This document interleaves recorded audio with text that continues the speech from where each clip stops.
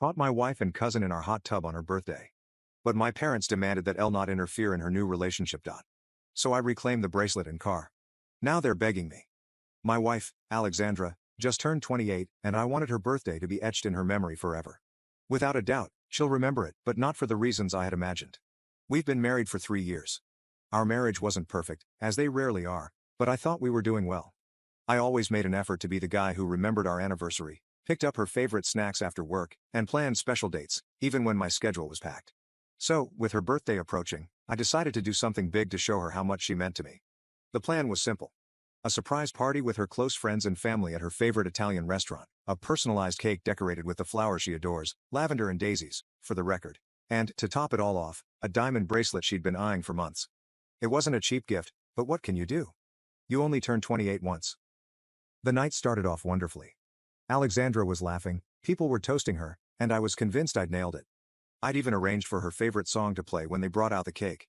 Everything seemed perfect, until, between dinner and the cake presentation, I noticed she was gone. At first, I wasn't alarmed. I assumed she'd gone to the restroom or maybe stepped outside to make a call. But 15, then 20 minutes passed, and my unease grew. I started asking people at the table if they'd seen her, but nobody knew anything. I walked around the restaurant, checked the bar area, and the main entrance without finding a trace. It was then that I remembered a back hallway near the restrooms that led to a storage area. I thought maybe she just needed some fresh air, so I headed that way. That's when everything fell apart. As I approached, I could hear voices in a low, whispering tone, too close for comfort.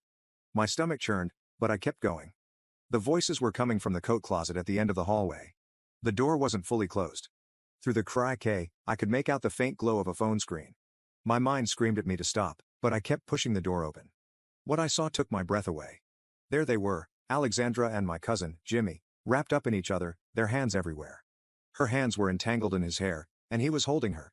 The expression on their faces when they saw me is something I'll never forget. Alexandra's eyes widened as if she'd been caught stealing candy, while Jimmy froze as if he'd seen a ghost. Silence reigned for a brief moment, and then I lost control. I grabbed Jimmy by the collar and shoved him against the wall with such force that even the coats on the rack trembled. "What the is wrong with you?" I yelled. Alexandra tried to intervene, saying it wasn't what it looked like, but I could only let out a bitter laugh. "Not what it looks like? You were kissing my cousin at your birthday party. What other explanation is there?" I said. Jimmy started to stammer something about it just happening, but I'm off immediately. "You have no right to talk to me." Then I released Jimmy and turned to Alexandra. "Don't bother coming home tonight," I said, my voice trembling with rage. She opened her mouth to reply, but I didn't want to hear anything. "We're done," I stated, and left. The rest of the night was a blur. I didn't go back to the table or try to explain anything to anyone. I just grabbed my car keys and drove aimlessly. I ended up at a 24-hour diner, sitting alone in a booth, trying to process what had happened.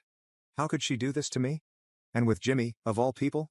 Jimmy and I were never very close. He's that cousin who always brags about how smart he is, despite being close to 30, living off odd jobs, and depending on the hospitality of others. I should have sensed he was capable of something like this. But Alexandra, I never expected it. When I got home, Alexandra wasn't there, and frankly, I didn't want to see her that night. My mind kept replaying every moment that led to me discovering them in that closet. Were there signs I didn't see? Did she ever seem distant? Or was I just blind to her actions? The next morning, I woke up to a barrage of missed calls and text messages from Alexandra. They all started with, "Can we talk?" followed by, "It's not what you think," which morphed into, "I'm sorry," and, "Please don't do this." I decided to ignore them. What more could be said?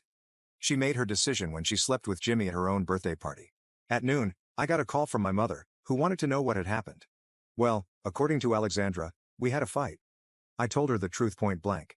I saw her kissing Jimmy at the restaurant. There was an uncomfortable silence on the other end, and then she sighed. "We'll talk later." No reproach or indignation, just those words, as if it were the most normal thing in the world. It felt like my world had turned upside down. As the day went on, the news spread. Some relatives called to confirm what happened, while others advised me to stay calm and not act impulsively. Alexandra had destroyed our marriage, yet I was the one who had to maintain composure. That same night, Alexandra showed up at the house. I didn't let her in. She stood on the porch, sobbing, saying she had made a mistake and that we could get through it. I watched her from the window and coldly said, "Go stay with Jimmy. You two deserve to be together." And so it was. At least for the moment, I thought I could at least count on the support of my family. You'd think that after the betrayal of my wife and my cousin, they'd be on my side. No, I was wrong. Clearly, loyalty had a different meaning for them.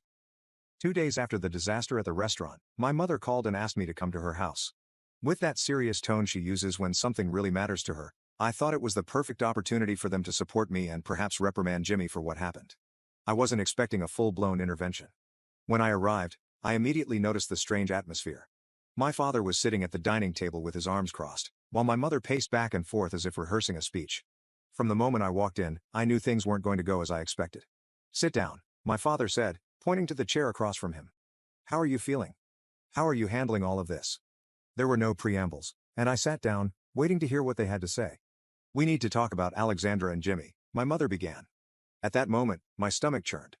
I thought they were about to tell me that Jimmy had apologized or that Alexandra was leaving town. But none of that happened. What came out of their mouths made me want to flip the table. "Look, what happened wasn't ideal," she said, as if it had been as simple as accidentally spilling a drink at dinner. "But these things happen." I repeated those words aloud, louder than I intended, not really understanding their meaning. "What does that even mean?" I asked incredulously. "She cheated on you with Jimmy, in case you forgot," she replied. And at that very moment, my father raised his hand as if he were a referee calling a timeout. "Son, we're not saying it's okay, but we have to be realistic. If Alexandra and Jimmy have feelings for each other, you can't force them to separate." I couldn't believe what I was hearing. I actually laughed, not because it was funny, but because of the absurdity of the situation. "Are you seriously trying to justify this? They were kissing in a closet at her birthday party. She's my wife, and Jimmy is my cousin. What part of this is okay?" I listened as my mother intervened, sitting next to me with a tone that was meant to soften things. "Nobody says it's okay, but if there's something real between them—" "Something real?" I interrupted. "That's not something real. It's—" I was boiling. I looked into my father's eyes for some support, but he simply sighed and said, "You have to move on. Holding on to anger won't help anyone." "Is that what you want? For me to pretend nothing happened, to let Alexandra and Jimmy run off together, and for me to just put up with it?" It seemed like they cared more about keeping the family together than acknowledging that I was the one who had been betrayed. "Unbelievable," I exclaimed, getting to my feet. "Are you seriously taking their side?" "We're not taking sides," my mother quickly replied. "We just think it's better for everyone if we handle this calmly." I laughed bitterly. "If you want me to handle this calmly, here it is. I'm done with both of them. And if you keep making excuses to justify what they did, then I'm done with you too." My mother looked shocked, but I didn't care anymore. I wasn't going to stay and listen to them try to minimize Alexandra and Jimmy's betrayal as if it were a minor inconvenience to overcome. I stormed out, slamming the door behind me. As I drove home, the conversation kept replaying in my mind. How could they be so indifferent? My wife had cheated on me with my cousin, and my own parents wanted to sweep it under the rug in the name of family unity. It was just absurd. When I got home, my phone wouldn't stop ringing. Some messages were from Alexandra, still trying to apologize and explain herself. Others were from my parents, insisting that I was being irrational and that I should come back to talk things through. Talk about what? Is there something to talk about? I thought. Alexandra and Jimmy made their decisions, and now they have to face the consequences. If my parents want to play peacemakers, let them. But I'm not going to be a part of their twisted idea of family. That night, my sister Louisa, the only one in the family who always had my back, called. Louisa, who's a few years younger than me and never hesitates to point out nonsense, said, "I heard about what happened. You don't need to repeat it. Mom and Dad are acting like idiots. I can't believe they're defending Alexandra and Jimmy." "It's not exactly that they're defending them," I explained. "They just don't want the family to fall apart." "Well, newsflash, it already has," I said. "And it's not my fault." "I know," she said quickly. "I just wanted you to know I'm on your side. What they did to you is unforgivable, and you have every right to be furious." Those words meant more to me than I expected. At least someone in my family understood what I was going through. Still, I didn't know how to deal with Mom and Dad. They were acting like I was the problem. "You're not," Louisa stated firmly. "They're just afraid of confrontation. You know how they are. They avoid dealing with real problems." We talked a little more about how chaotic the situation was, and when I hung up, I felt somewhat better knowing Louisa was on my side. However, the frustration with my parents still lingered. The next day, my father sent me a message asking if I was ready to talk like adults. I didn't reply. I was done with the conversations. They had already made their position clear, and so had I. From that moment on, I kept my distance. I stopped attending Sunday dinners, ignored their calls, and no longer tried to explain myself. If they couldn't see how wrong they were, that was their choice. It's funny how people's true colors come out when things get complicated. I thought that my parents would be the first to support me, but they chose to protect those who betrayed me. I don't know what their game is, but I'm not playing. If they want to defend Alexandra and Jimmy, let them. I'm out.